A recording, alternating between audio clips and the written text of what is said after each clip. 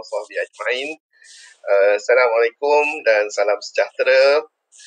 Saya minta maaf lah kepada peserta-peserta kerana saya menggunakan web, jadi saya tak nampak peserta-peserta. Jadi saya harap Dr. Radiah nanti akan jadi conduit lah untuk kita punya perbincangan. It's quite clear ke Dr. Radiah? Boleh ke? Okey, Alhamdulillah. Sekarang ada 66 orang di webback saja. Oh, Masya Allah, bagusnya. Okey, sekarang ni saya akan share slide. Bila share slide, langsung hilang semua. Okey, nampak? Belum lagi, Prof.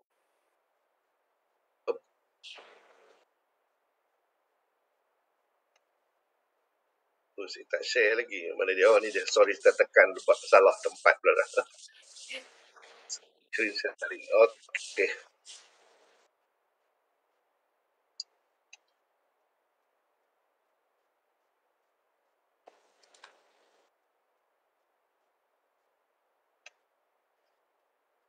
Okey, nampak ya? Belum lagi, Prof. Lambat sikit tu. Dia lambat sikit kan? Tak ada lagi. Oh, Belum lagi, belum.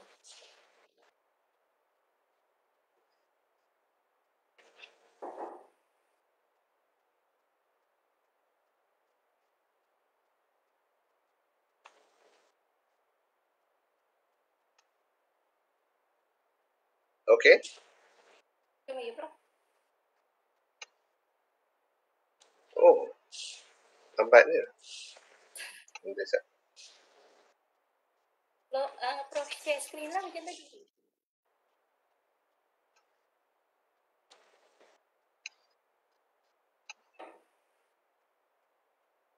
Saya ingat saya tak boleh masuk ni. Oh, ya, Prof. Dia tak bagi kebenaran. Dia tak ada warna itu.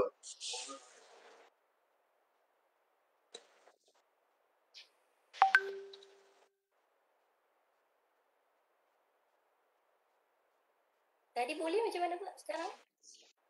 Betul lah, dia dah tak boleh pula. Saya masih duk sharing lagi. Tak apa macam ni, Prof. Sambil-sambil Prof cakap, Prof bagi... Okey, dah boleh dah, boleh dah. Boleh dah? Boleh dah. Sorry. Dia apa orang kata, teknologi ni macam ni lah. Tadi nampak dah okey dah, mudah aja. Sekarang ni dia tengah itu connecting lagi. Okey, tak ada lagi. Tak ada.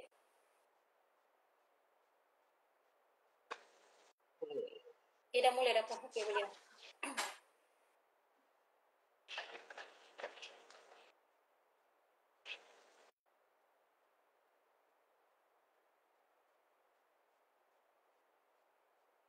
Okey.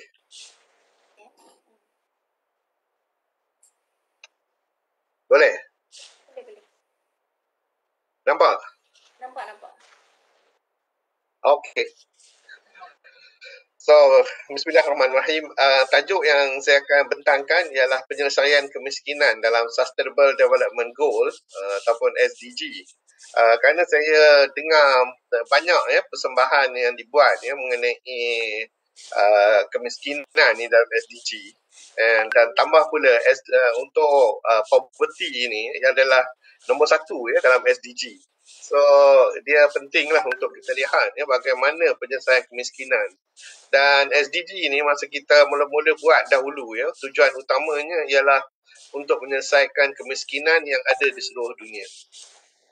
So ini adalah penyelesaian kemiskinan dan kita akan lihat bagaimana SDG menyelesaikan kemiskinan sama ada di Malaysia ke ataupun di seluruh dunia. So untuk mengingatkan kita bagi orang yang beragama Islam, mungkin ayat ni dah semua orang baca dalam especially waktu maghrib A'udzubillahi minasyaitonirrajim. Bismillahirrahmanirrahim. Ara'aital ladzi yukadzibu bid-din fadzalikal ladzi yad'ul yatim wa la yahuddu 'ala ta'amil miskin. Itu yang last tu yang kita nak tumpuk. Ni surah Al-Maun ayat surah yang ke-107. Yang penting ialah ayat yang ketiga dan mereka dan tidak peduli atas makanan orang miskin. So kita akan cuba orang kata tidak berlaku sedemikian. Okey, rezeki ni Allah telah tetapkan kepada kita ada beberapa perkara ya. Ada rezeki yang tetap dan ada rezeki yang tambahan yang Allah berikan. Jadi rezeki yang tetap itu telah terjamin ya, bila kita anak tu sebelum dilahirkan dia telah dijamin ya, rezeki yang akan dia dapati. Tetapi ada juga rezeki-rezeki yang kita boleh dapat ya, tambahan yang Allah berikan selepas itu, daripada rezeki tambahan itu, iaitu rezeki yang tak terduga, rezeki yang berpunca daripada keluarga, dan rezeki daripada perbuatan kita. Jadi di manakah yang dikatakan rezeki yang tambahan ini? Kalau untuk keluarga, bila kita dapat anak, maka Allah akan tambahkan lagi rezeki yang kita telah ada tadi ya. Rezeki terjamin tadi ditambah lagi disebabkan oleh anak tersebut. Dan perbuatan apabila kita bersedekah, Allah katakan bahawa dia akan memberi tambahan juga dari segi rezeki. Maknanya apa yang kita beri, maka kita akan dapat balik yang lebih ganda-ganda lagi. Begitu juga dengan usaha. Bila kita berusaha dengan giat, maka Allah akan berikan kita berdasarkan usaha kita itu rezeki tambahan. Begitu juga bila kita istighfar. Jadi mudah saja kata astaghfirullahalazim, maka Allah akan tambah rezeki kita dengan mudah juga. Jadi itu ada juga tambahannya. Dan juga kalau kita bersyukur ke atas nikmat-nikmat yang kita perolehi, maka Allah akan tambahkan lagi rezeki kita. Jadi kita nampak bahawa rezeki ni banyak ya.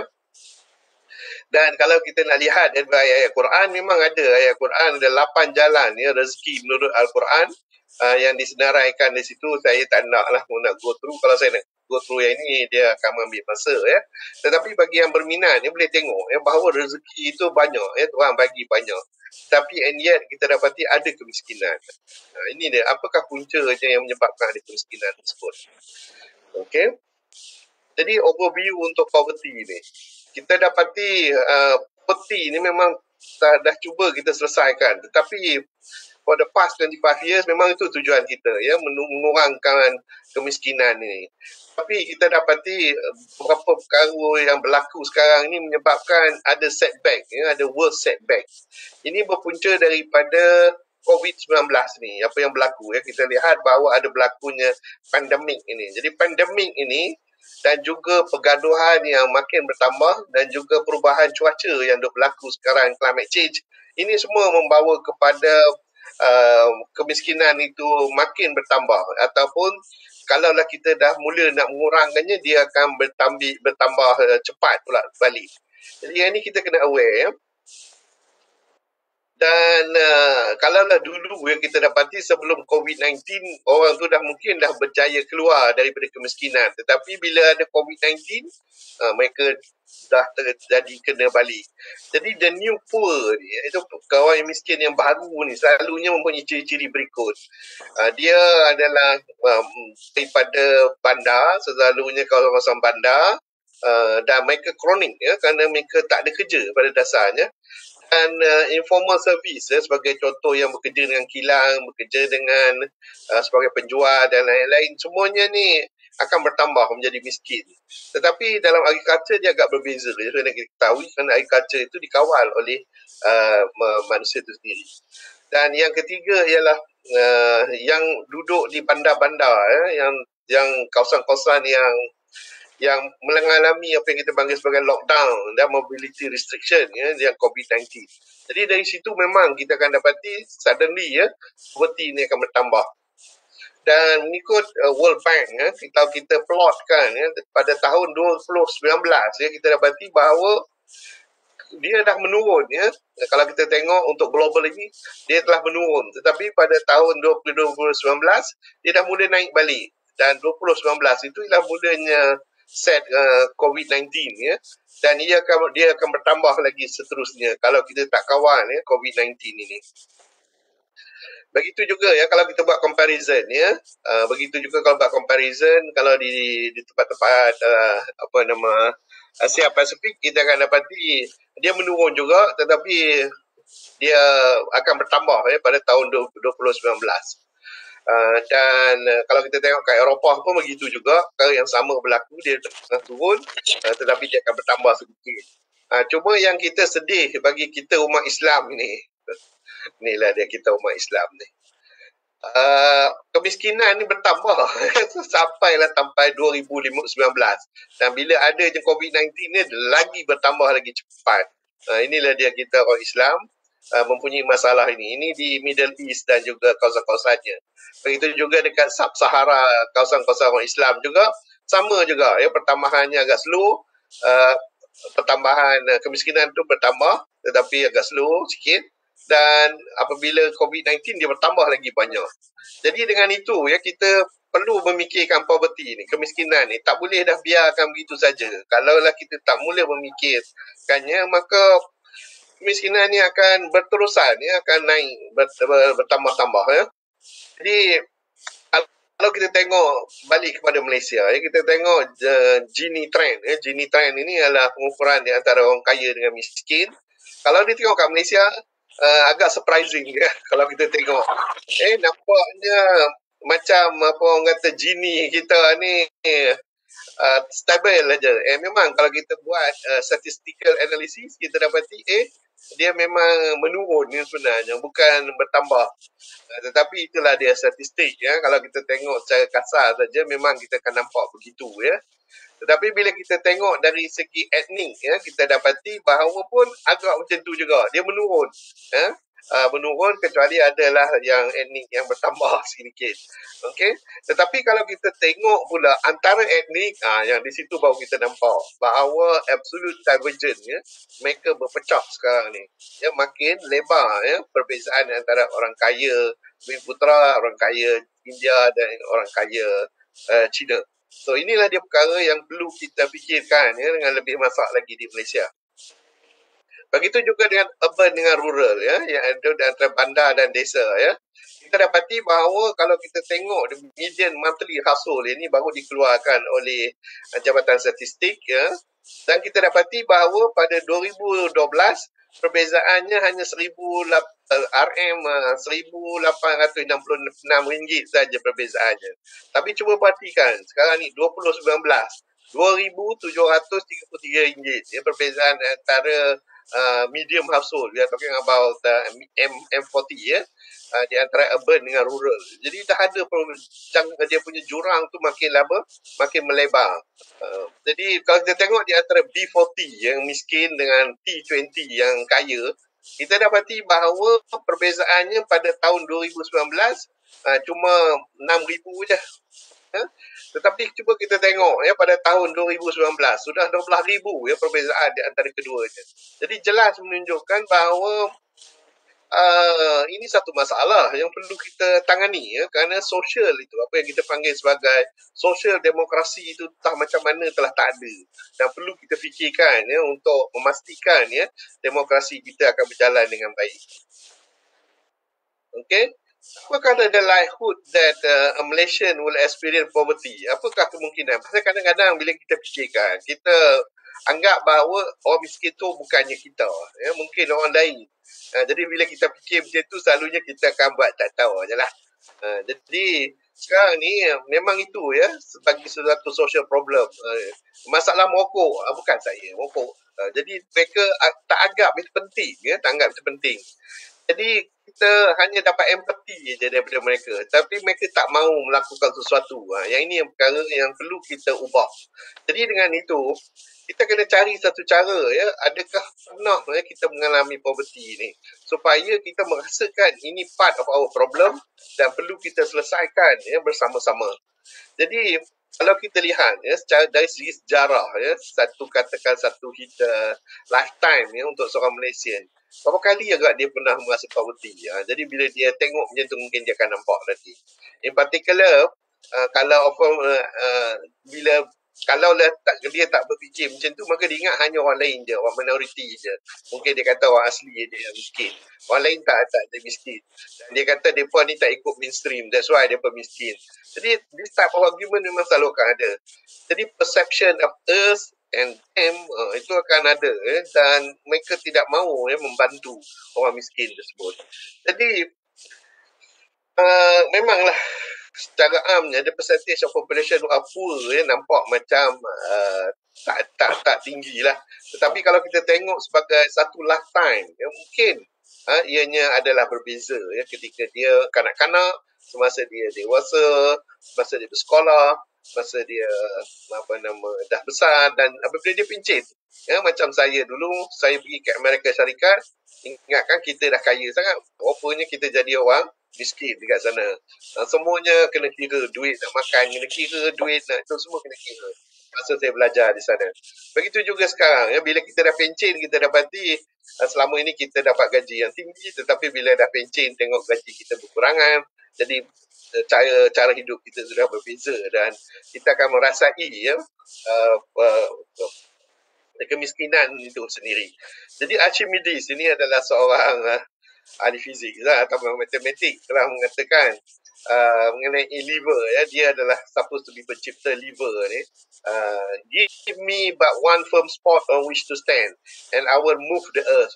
So maknanya liver ni macam orang kata kita nak angkat barang Jadi kalau kita ada satu tempat yang boleh kita cacak liver tu, maka kita boleh angkat apa saja di atas muka bumi ni. Jadi we hope, saya harap dengan pembentangan saya nanti akan dapat membantu kita untuk move the nation supaya kemiskinan ini menjadi satu isu yang boleh kita selesaikan dan bukannya masalah-masalah orang lain. Dan by the way, Ramadan dah nak datang.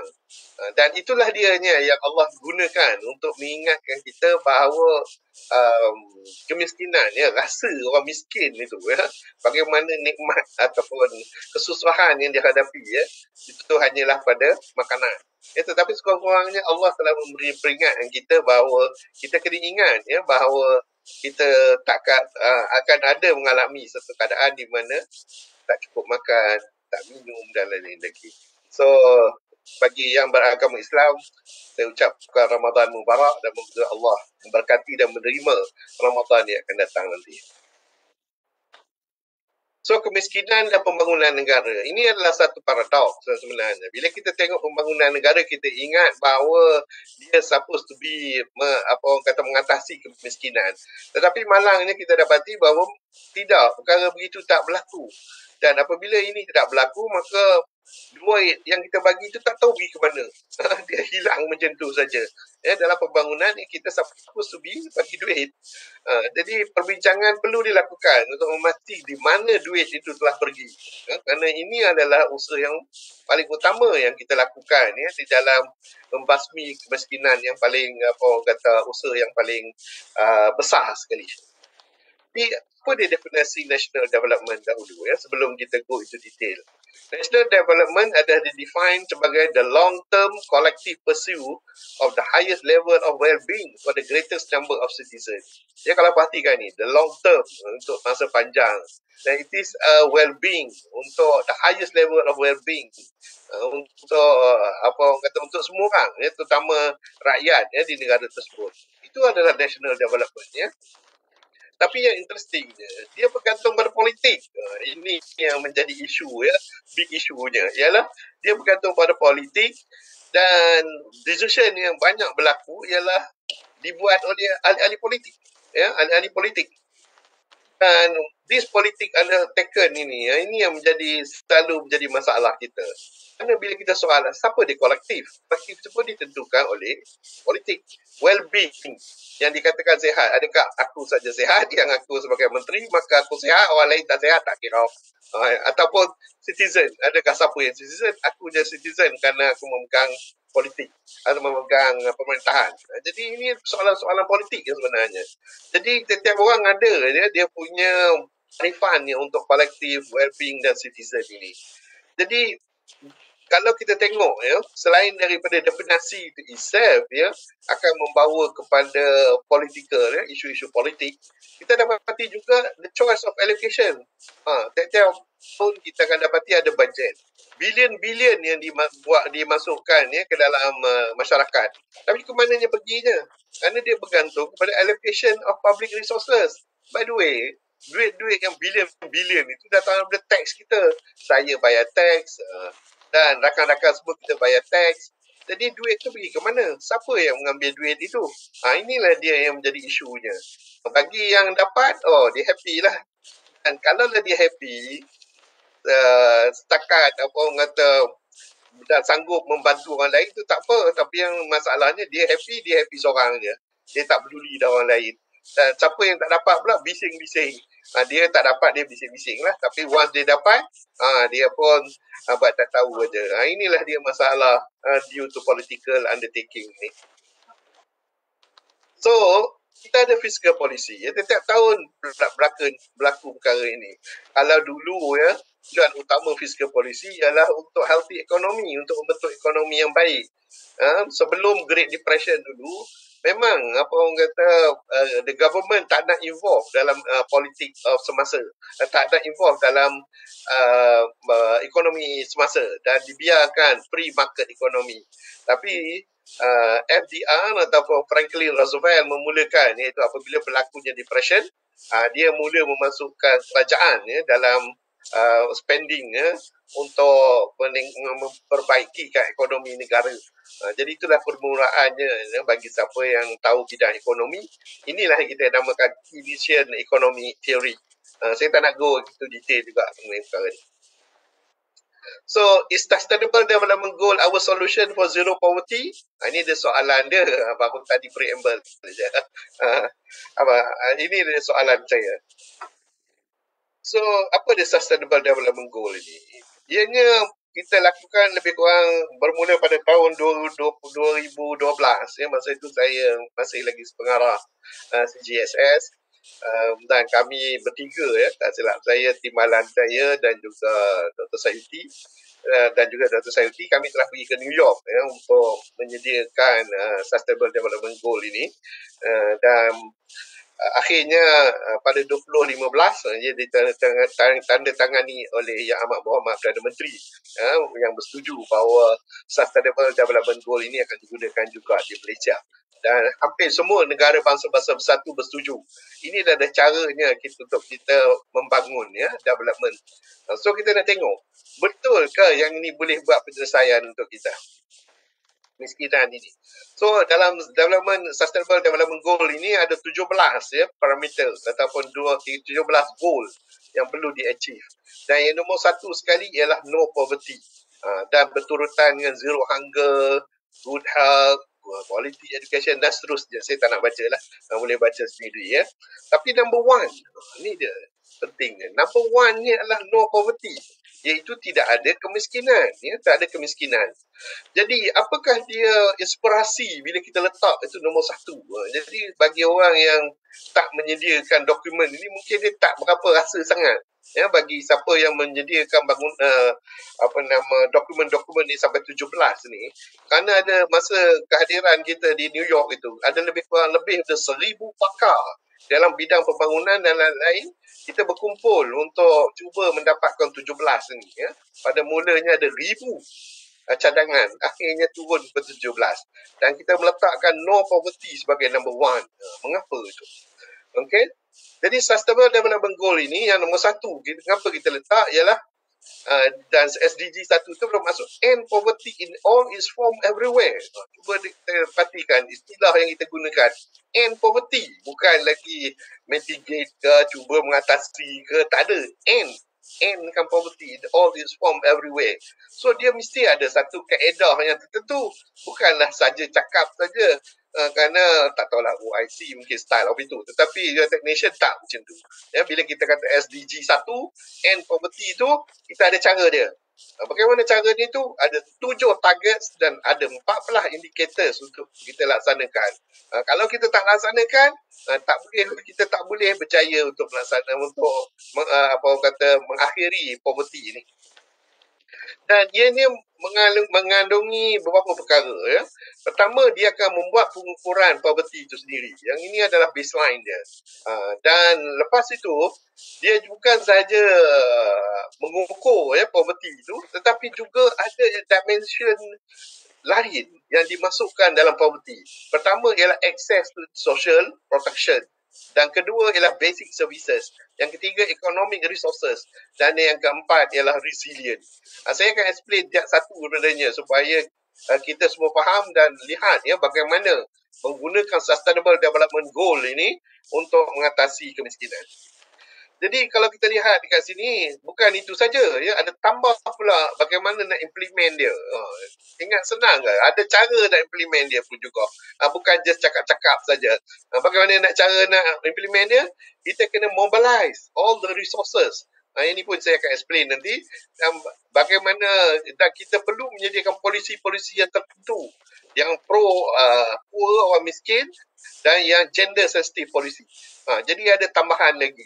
Jadi ini semua saya akan explain pada hari ini. Jadi kita akan tengok sama ada kita boleh buat penyelesaian ini atau tidak. Dan ini adalah kalau nak tunjuk gambar-gambar dia, cantik lah. Selalunya orang tunjuk gambar ni saja. Tapi tak bercerita secara detail apa benda yang di gambar-gambar ni. Dia tahu warna merah saja. Okay. So, no poverty. It is a multi-dimensionality of SDG 1. Yang ini kita kena jelas. Jangan cakap kemiskinan saja. Tak ada kemiskinan. Tapi tak tahu apa benda je. Pertama, dia mesti diukur dulu. Mesti ada baseline. Income-based measure of poverty. Macam mana saya telah cakap tadi. Yang kedua, dia mesti ada social protection. Yang ketiga, dia mesti provide basic services dan economic resources. Kalau tidak, tak boleh juga no poverty. Dan mesti ada resilient. Resilient ni ialah terutama apabila ada disaster dan lain-lain lagi. Kalau tak ada itu, then pun sama ya, orang akan jadi miskin. Dan bagaimana caranya kita kena mobilize resources. Diceritakan macam mana nak mobilize resources tersebut. Dan akhir sekali kita kena buat polisi yang tertentu untuk orang miskin dan juga yang gender sensitive policy. So nampak tak? It is a multi-dimensional. Bila kita cakap mengenai poverty ni, dia bukannya satu perkara saja, kemiskinan saja. Tidak. Dia berkait dengan banyak perkara.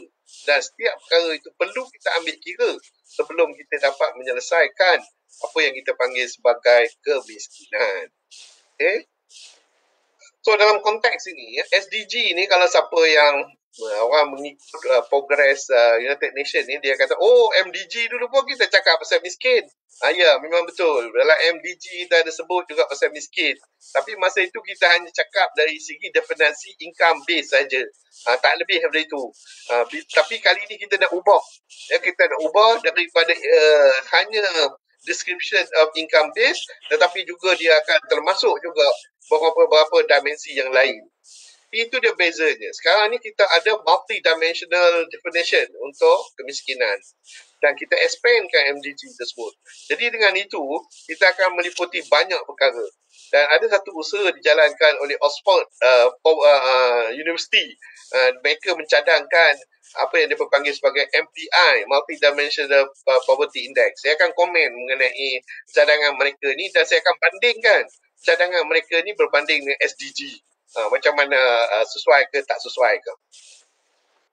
Dan multidimensional ini require addressing simple factor as interconnected whole. Maka semuanya berkaitan. Setiap faktor ini ada persambungannya. Jadi nanti kita akan ceritakan secara detail mengenai perkara ini. Tolong risau. Supaya kita dapat menyelesaikan kemiskinan ni once and for all. So, kita tengok dulu Oxford punya ni. Kadang kalau kita tak tengok orang lain punya dan kita tak put satu benchmark yang tinggi, maka kita ingat bahawa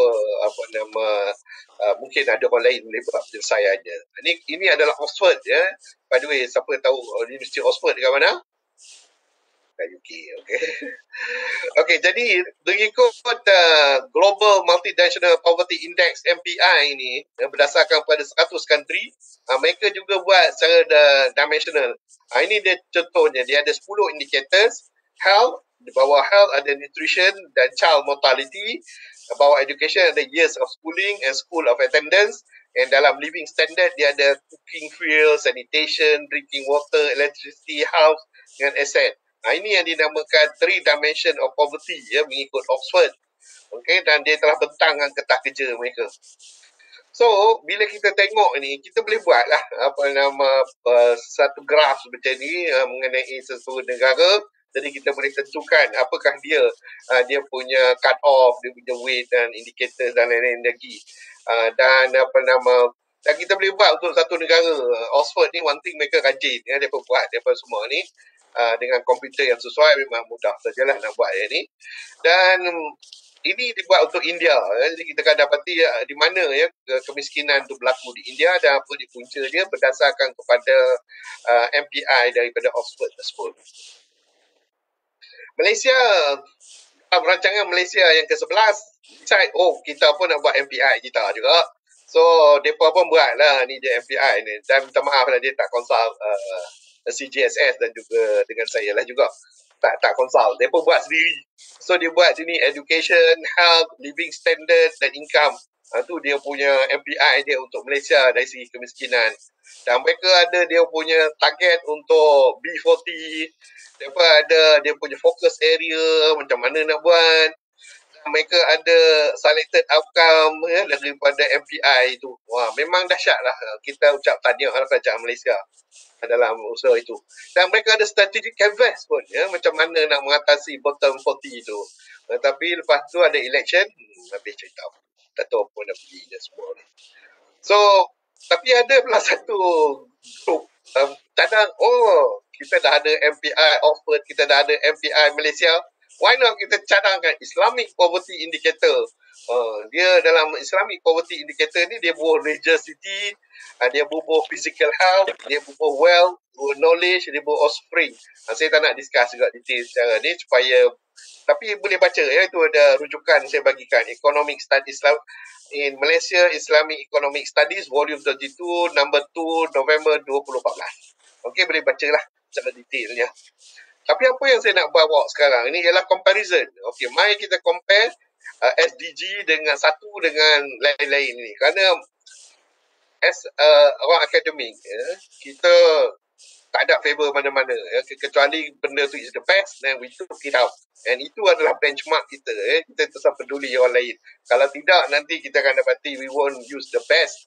And I suggest kita dekat CGSS akan terus continue the best. And we have already decided on the best. So SDG 1 compare dengan MPI UK. MPI UK nombor 3 je. Dia tak buat yang lain. MPI Malaysia, dia hanya buat nombor 1 dengan nombor 3 saja. Dan yang IPI, dia hanya buat nombor 2, nombor 3 dengan nombor 8. SDG 1 yang missing ialah nombor 8. Jadi, mana kita nak pilih? Sure lah kita pilih SDG 1. Religiosity itu kita boleh tambah je sendiri. Tak payah nak tunggu orang lain. Tapi kita jelas menunjukkan the solution is SDG. Untuk kemiskinan, untuk mengatasi kemiskinan. MPI UK walaupun memang diceritakan oleh seluruh dunia, tetapi itulah masalah kita bila tengok aja daripada UK, maka semua orang ikut. Tak tahulah kerana dia putih kulit dia ke, tak betul ya sebenarnya. Kerana SDG dibuat oleh 1,000 orang pakar, bukannya seorang dua. 1,000 orang pakar. Kalau MPK pun paling ramai 20 orang. MPI Malaysia langsung lah, tak tahu berapa orang dah. 10 orang je kot. MPI langsung 2 orang je. So nampak tak? Inilah dia masalah kita. Kita kena ambil the best of the best. Jangan kita ambil benda-benda yang orang kata sampingan-sampingan ini. So, macam mana kita nak buat penyelesaian ni? So, end of poverty in all form. Ada 7 target dan ada 14 indikator. Dan ianya adalah kita bagi kepada income-based measure, access to social protection, basic service, economic resources and resilience. Dan dia ada implementation indicator sedia, mobilization of resources and development of pro-poor and gender-sensitive policies. Yang itu dia punya yang saya telah sebutkan tadi. Okay? So now, let's see how we can do it.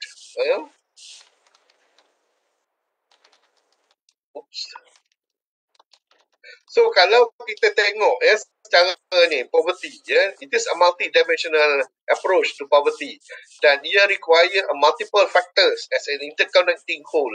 Ini adalah bawah tu adalah SDG, ada 17. So kita mula dengan yang pertama, iaitu inclusive growth punya, iaitu SDG 8 dengan 12. Kemudian kita teruskan dengan decent work, iaitu SDG 8. Dan kita tengok sektor protection, social protection, SDG 1 dengan 16. Kita tengok access to basic infrastructure, we are talking about SDG 6 dengan SDG 7. Food security, SDG 2. And then kita tengok nutrition, SDG 2. Dan kita tengok health SDG 3. Dan kita tengok mengenai education SDG 4. Dan kita tengok mengenai empowerment, kita tengok about SDG 5. Kita tengok mengenai environmental sustainability 15, 14, 13 ya, termasuk climate change. Dan apabila kita cakap mengenai governance, kita tengok SDG 16. Jadi apabila kita tengok juga dari segi equitability, we are talking about SDG 10. Wah, basically semua SDG.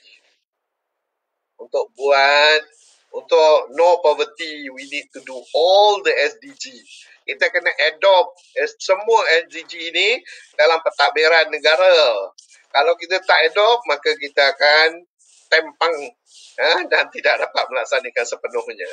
Jadi macam mana kalau kita decide untuk melaksanakan, katakanlah kita have the political will. Tak tahulah kerajaan sekarang whether they have or not the political will, ataupun hanya untuk apa orang kata individu-individu saja yang untung, orang miskin dan tak payah. Kalaulah they have the political will, and we need a strong political will. These are the steps that they need to do, and I'm going to propose the step. Ini is a 1 million question sebenarnya untuk cerita ni. Tak apalah, kita berkongsi ya. The detail itu saya takkan ceritakan kerana banyak sangat ya. So let's see.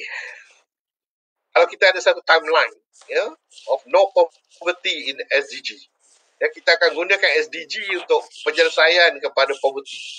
Apa yang perlu kita lakukan pertama ialah mobilization of resources, di mana kita kena tengok SDG 12, 14 dengan 15. Dalam itu tiap-tiap itu ada dia punya target, ada dia punya indicators. So we work on all of them.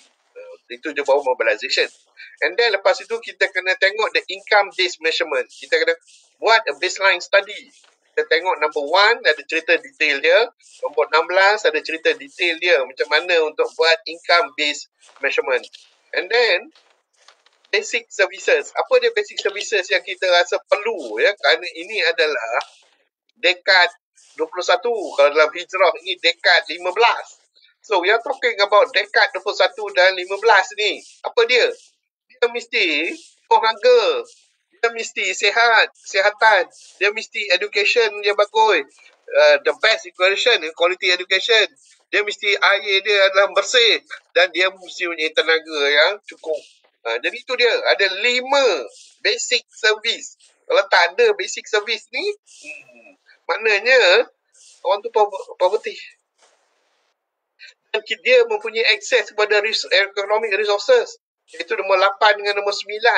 Dan dia perlu ada. Dan development of poor and gender sensitive policy ni, we are talking about SDG 5. Dia perlu ada. Detail dia pun ada dalam nombor 5 tersebut. Dan dia punya access to social protection dalam nombor 10, SDG 10 dan SDG 11. Dia cerita sekali detail ya macam mana nak buat benda ni. Akhir sekali ialah resilient.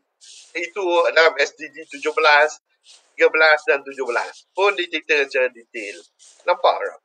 So it is obvious that no poverty dalam SDG is very clear how to do it. Okay? So in conclusion, kecuali ada soalan nanti. Basically, socio-economic status exists as an intersectional continuum. Dia satu intersectional continuum. So macam social system yang lain lah. So when we talk about poverty, we need to treat it as intersectional continuum. Berterusan, ya. Dia berkait dengan satu sama lain. Dan marginalization, the system barrier that lead to group of people going without representation perlu kita berhentikan. Ya, sekarang ni yang buat decision hanya orang yang memerintah. Dia tak panggil orang lain pun. Dia tak tanya pakar-pakar. Dia tak tanya orang yang mempunyai ilmu yang boleh membantu dia. Dia tahu, aku tahu, orang lain tak tahu. Mengapa? Kerana aku memerintah. That is very bad. Ya. Jadi semua orang mesti involved. Decision making process. Especially bila kita nak bercakap mengenai placing of in a society. The zero poverty dream ini, ya, selalunya bila orang cakap puncanya yang paling utama, ya, anyone can get ahead. That monetary security, financial comfort, and even the occasional vacation and luxury item are all within reach. Maknanya semua orang boleh dapat. Memang itulah dia anggapan semua orang. Ya, bila kita kata zero poverty, semua orang boleh dapat akses kepada perkara ini. Inilah dia, the Islamic utopia. Dia kata. Ini the Islamic utopia. Dan kita hendak ini untuk semua orang. Bukan saja kepada orang Islam, tetapi orang bukan Islam juga perlu mengalami ini. Ya, rahmatan alamin. Kita duk cakap pasal rahmatan alamin. Inilah dianya yang perlu diketengahkan. So, fortunately, kita dapat perkara ni bukan assumption yang baik. Playing field dia tak rata. So, ada yang setengah yang kaya mendapat keuntungan kerana kekayaannya. Orang yang pandai mendapat keuntungan kata kepandaiannya. Dan orang yang lain semua ketinggalan. Apa orang kata? Race, gender, sexual orientation, disability status dan lain-lain ni menjadikan berubahnya starting position. Ya? Maknanya mereka ni menjadi kalaulah bagi contoh ni kalaulah semua orang boleh sama jadi kita akan dapati tengok orang ni orang tu memanglah badan besar nak lawan dengan orang yang kecil, tak boleh, dia mesti sama besar tinggi. Okey, dan kalau kita nak tengok playing field ni ni memanglah sekolah ni berbeza-beza, ada sekolah senang, ada sekolah susah. Kalau lah orang tu wheelchair, dia susah. Kalau ada orang tu banyak halangan, dia nak lari pun dia takkan menang mudah. Yang banding dengan satu orang tu yang mudah saja. Dan ada setengahnya pula, ada yang ada masuk ke apa orang kata landfill, ada yang tutup mata. Jadi tak tahu kat mana landfill tu. Tapi ada juga yang memakai apa orang kata detektor dia. Jadi dia boleh mengelakkan landfill yang menjadi masalah pada dia. So now it's time to reset. We need to reset what happened around us right now. Kalaulah kita tak melakukan perkara ini, maka kita kemiskinan akan sentiasa berlaku, akan sentiasa dibincangkan, dan salah siapa? Salah kita lah kerana membiarkan perkara ini. There must be a reset button untuk mengatasi semua masalah ini. So thank you. Saya serah balik kepada wabillahi taufiq wal hidayah. Assalamualaikum warahmatullahi wabarakatuh. Waalaikumsalam warahmatullahi wabarakatuh. Terima kasih Prof. Kita ada satu soalan daripada website sendiri, iaitu daripada Muhammad Aizat bin Abu Bakar. Dia kata, Prof, kalau kita assume duit atau harta di Malaysia ni is finite amount, so it in order for someone become rich, secara automatik akan ada pihak yang miskin secara langsung ataupun tak langsung. What is your opinion? This is true? It is fair for blame the ultra rich? Thank you. Itu soalan daripada Encik Muhammad Aizat ni. Okey. Kemiskinan ni sebenarnya ada beberapa faktor. Satunya memang orang sengaja dia pilih dia tak nak kaya. Yang ini kita panggil dalam Islam sebagai orang tawaduk. Walaupun orang tawaduk sepatutnya dia kaya tetapi dia tak mau hidup sebagai orang miskin. Tetapi ada juga yang orang miskin kerana dari segi fizikal dia. Dia mungkin apa orang kata cacat ataupun cacat. Saya guna istilah yang salah ni. Iaitu orang kurang upaya. Jadi perkara-perkara ini. Tetapi yang pentingnya ialah kita sebagai orang yang responsible, kita jangan apa orang kata make full use keadaan-keadaan mereka ni. Kita kena provide them insentif supaya mereka boleh work dan bersama-sama dengan lain. Nak katakan memang semua orang ni dicipta miskin, tak boleh. Nak ceritakan semua orang ni memang ada chance untuk jadi miskin, tak betul juga. Jadi semuanya bergantung pada kita. Tapi the most important yang kalau tengok dari segi persembahan saya tadi ialah we need to create a level field. Maknanya semua orang mesti berada pada keadaan yang sama. Kalau lah education sebagai contoh. Pasal apa pula orang di bandar-bandar, pelajar-pelajar dia ada tuition sampai tinggi-tinggi. Dekat kampung-kampung tak ada tuition. Cikgu matematik di kampung dengan cikgu matematik dekat bandar. Agak-agaknya dekat bandar lebih baik kakak daripada orang kampung. Fizik pun kalau pergi kat kampung-kampung, saya pernah cuba jadi tutor dekat saja saya balik kampung, saya buat tuition. Saya nampak mereka mempunyai kefahaman yang berbeza berbanding dengan yang di bandar-bandar. Kerana memang that is the exposure. Kerana dia level apa orang kata feel tu tak ada dekat kampung. Especially dalam bidang ini. Okay?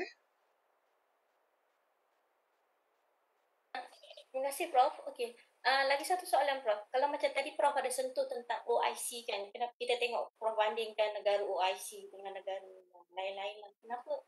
Yelah daripada dulu kita nampak OIC ni macam worst IC astaga macam tu lah. So apa cadangan Prof supaya OIC ni tak nampak macam OIC? Okay, silakan Prof. Oh, yang ni soalan mainnya ni. Pasal apa nama OIC ni, salah satu masalah yang kita hadapi dengan mereka ialah kerajaan yang ada sekarang ni lebih mementingkan diri mereka sendiri. Jadi bila kita mementingkan diri sendiri, kita lupa kepada orang lain. Sebagai contoh, saya nak bagi satu contoh yang semua orang akan terkejut lah. Saudi Arabia. Saudi Arabia ni negara yang kaya. Tetapi kekayaannya hanya dipegang oleh kerabat diraja. Semasa saya buat projek haji ya, di Saudi Arabia, saya ada peluang berjumpa dengan ramai orang miskin di sana.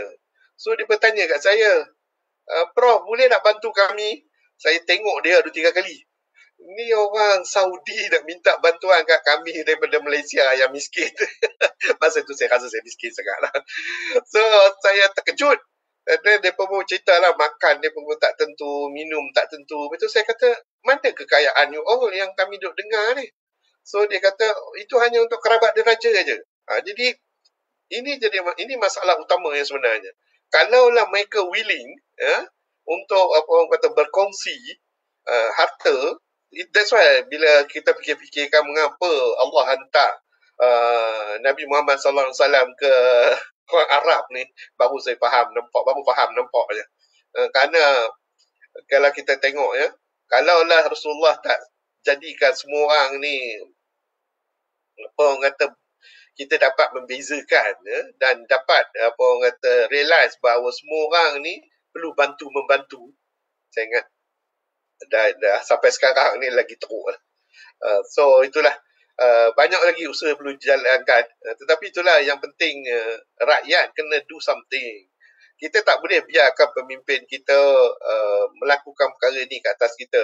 Kalau kita biarkan, memang itulah dia apa yang kita akan dapat.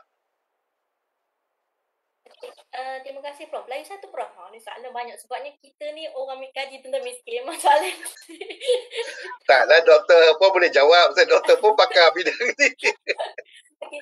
Yang ni khusus saya nak tanya pasal sejarah. Tadi Prof cerita pasal pengalaman Prof ada dekat waktu dekat Mekah buat projek haji. Tapi haji tu kan yang Prof yang buat lah dengan the team. Okay. Yang ni soalan berkaitan dengan apa yang berlaku zaman Khalifah Umar bin Abdul Aziz. So Prof rasalah boleh tak kita bawa zaman yang Belanda yang dikatakan memang berdasarkan kajian saya memang dalam kitab-kitab tu memang kata memang tak ada orang miskin. Sampaikan dia kata seekor serigala tak akan membaham kambing lah. Itu memang benda tu berlaku betul-betul, bukan sekadar metafora, tak sebab memang kalau dalam kitab memang benda tu berlaku. So keberkahan bumi yang berlaku pada ketika Khalifah Umar bin Abdul Aziz itu berlaku lah. So apa pandangan Prof, adakah benda ni boleh terjadi pada zaman kita? Teringin juga nak rasa macam tu kan Prof kan? Silakan Prof. Itulah memang saya setuju. And saya pun berpeluang untuk membaca beberapa buku yang mengenai Khalifah ni. Dan bila saya attachkan dengan SDG, ni saya ingat kalau boleh Prof Radiah buat itu. You akan dapati nanti exactly apa yang saya sebut dalam SDG itu apa Khalifah Umar buat. Abdul Aziz. Dia buat exactly. Dia mula daripada dia mobilize the resources sampai orang kata serigala pun dia tak nak makan. Pasal dia dah cukup makan, dah diberi oleh Umar Abdul Aziz. Resources untuk dia makan tu dah ada. Jadi dia tak perlu cari dah. Dan kemudian apa orang kata dia identify siapa dia orang miskin dahulu.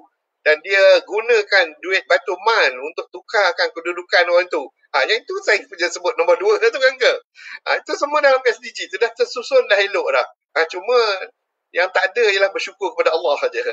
So tak apa, itu kita tambah sendiri.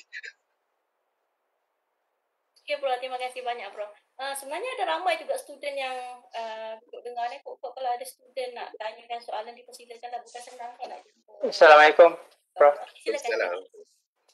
Ya, saya ada soalan. Nama saya Zulfa. Thank you for the talk, Prof. Nak tanya pandangan Prof tentang financial system. Pasal ada few documentaries yang saya follow looking at the financial systems lah. Interest based, economic downturn, and then, we're pumping money during economic downturn, for example.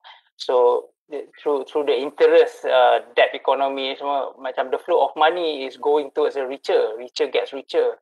Akhirnya yang susah ni, the usaha, the effort yang dia buat tu sentiasa ada. Bukan nak kata dia orang tak berusaha. Tapi the value of money is becoming less for them.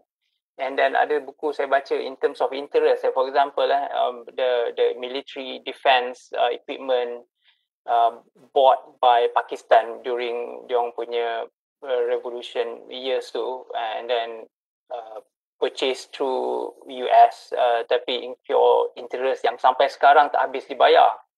So, even though aid's coming to Pakistan, for example, is in the amount of millions, tapi the amount of interest that they have to pay to US is even more than the aid. Jadi benda-benda tu semua, at the global scale, benda ni, kita ada usaha kita, tapi usaha-usaha kita buat ni walaupun bagus, tapi is very small compared to the global systems, that's playing in the role. And Bitcoin masuk, Bitcoins, people are playing Bitcoins, and suddenly it becomes, richer people, they could play billions as a game. Today becomes billionaire, tomorrow, all this, you see. So bagi saya nampak benda tu, especially the interest system ni is flowing money from poor to richer. The amount of effort semua sama, tapi it flows money. Sometimes you don't do anything, you just play. Contoh, kita katakan sebahagian, alhamdulillah saya tahu macam tu, tapi you just simply simpan duit dalam bank account, dalam savings. Next year it grows. That growing tu, it is not a benefit. Kita nampak macam tu lah. Tapi that growing of money tu membuatkan disadvantage kepada orang yang tak ada duit untuk simpan, because the value of their money becomes less. So saya nampak kemiskinan at a global scale from that perspective. So apa pandangan Prof? Thank you so much, Prof. Wow. Soalannya nampak simple tapi jawapannya memang susah. One thing, kita kena realize, cash flow ni dalam Islam is very important. Perlu ada aliran wang. Cuma bagaimana aliran tersebut? Kita dalam fizik, saya dalam bidang fizik.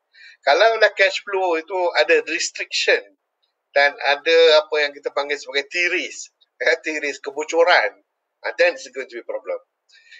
The issue of aliran wang tu tak ada masalah. Tetapi apabila kita biarkan adanya tiris, kebocoran, ataupun adanya restriction, jadi itu dia punca dia yang menyebabkan all this havoc. Dan apakah dia yang restriction itu? Iaitu riba. Riba is one of the biggest restriction di dalam money flow, aliran wang. Jadi sama juga untuk satu sebuah negara. Kalaulah riba itu tidak ada, bagi contoh, tadi bagi contoh Pakistan, pasal apa yang mereka tak boleh bayar sampai habis? Kerana duit tu tak sampai kepada the military punya tempat, tetapi sampai kepada poket-poket di sepanjang jalan.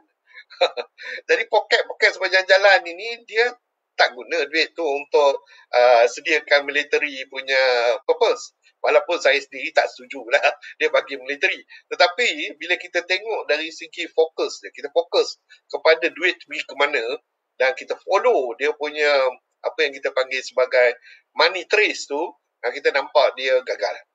Itu belum tengok dari segi kesucian melakukan perkara tersebut. Itu perkara yang kedua. Jadi kalau kita ambil yang perkara kedua tu yang pertama, langsunglah tak sepatutnya kita bagi. And to tell you the truth, kita bantu katakan Syria, apa orang kata pelarian Syria, kita bantu apa orang kata Palestin dan lain-lain lagi tempat. Is that the best way that we can do? Memang, itu adalah tujuan yang murni. Dan saya tabit mereka yang melakukannya. Bagi saya, lebih baik kita pergi kepada Palestine dan kita bantu negara itu dari segi pembangunan dan kita arrange balik resources dia dan kita jadikan dia pemerintahan yang terbaik. Maknanya governance dia kena betul, semua dia kena betul. Dan siapa kita untuk buat itu? Yes, I am a Muslim. I will go there. Correct all those things. Kalau dia tak mau ikut itu, kita tak boleh nak buat apa. Inilah dia masalah kita sekarang ni. We have the solution. Everything is in our hand. Whether apa nak buat tak buat, it is all political will. So, sama juga macam negara kita. Kalau tengok negara kita, yang tirih ni merata-rata. Tak ramai orang cerdik pandai. Tetapi orang cerdik pandai ni tak nak cakap. Dia diam je.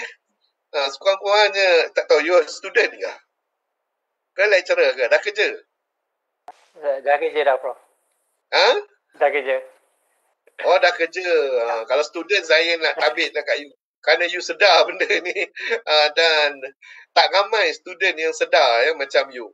Dan salah seorang student yang sedar macam, kalau lah you student lah, ialah Datuk Seri Anwar Ibrahim. Minta maaf lah. Saya nampak tak ada satu orang yang boleh mempunyai kesedaran ini daripada age muda dan sampai sekarang dia masih lagi berpegang kepada perkara ini.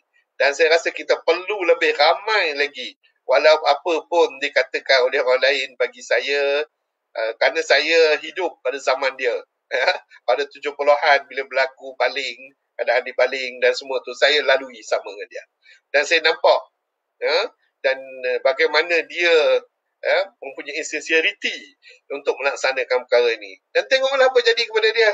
Sampai sekarang nak jadi PM pun tak boleh, nak jadi apa pun tak boleh. Semua orang tak nak. Mengapa orang tak nak? Kerana kaki-kaki yang tiris, yang ambil tiris apa semua ni, kalau dah dibagi dia naik, memang akan tak lama lah. So inilah dia masalah kita. Janganlah kita jadi ketam bila semua diletakkan dalam satu bakul, bila nak keluar, masing-masing tarik satu sama lain. Wallahualam. Terima kasih, Prof. Terima kasih. Terima kasih, Prof. Sekarang dah pukul 12.03 lah. Kita lebih 3 minit lah. Tapi tak apalah, insyaAllah. Okay, Prof. Alhamdulillah kita dapat sambutan. Rasanya dekat YouTube pun hampir ni sekarang ni 14 orang tadi, hampir 20 lebih lah orang yang lihat, dan begitu juga partisipan kita di Webex sampai 90 lebih tadi saya tengok, 95 macam tu lah. Sekarang ni dah mula dah. Okay, okay, terima kasih banyak-banyak lah, Prof, atas ilmu yang dicurahkan, perkongsian dan sebagainya. Sebab bukan senang lah kita nak berkongsi dengan orang yang memang betul-betul terlibat dalam build up SDG di sini kan. Macam mana dia punya sejarah dan sebagainya. Sebab bukan semua orang lah yang boleh senang-senang pergi United Nations, you kena buat macam ni, macam ni. Kalau nak ikutkan, ada sejarah, Prof pernah cerita lah dekat kami di CSS bagaimana mereka buat talk and then pergi ke bilik, ke bilik, bagaimana yang Prof kata tadi hampir 1,000 dia punya SDG nak kena ni, akhir sekali turun kepada 7. Seolah-olah macam kita nak semayang kan, ada berapa ribu turun-turun kat langit dan akhir sekali tinggal 5, macam tu lah. Dia punya susah dia lah. Okay. Dan terima kasih banyak-banyak sekali lagi kepada Prof dan semua sekali partisipan dan terlibat. Dan jangan lupa isi borang yang CPD tadi ada di chat, dan begitu juga di Facebook. Kita pun ada siapa-siapa yang ada di Facebook boleh letak di chat, di link tu boleh masukkan lah. Okay, terima kasih banyak-banyak Prof atas ilmu tadi lah dan perkongsian tadi. InsyaAllah akan datang kita mungkin akan jemput lagi dan banyak lagi lah perkongsian yang kita boleh buat. Ya, Assalamualaikum warahmatullahi wabarakatuh. Assalamualaikum.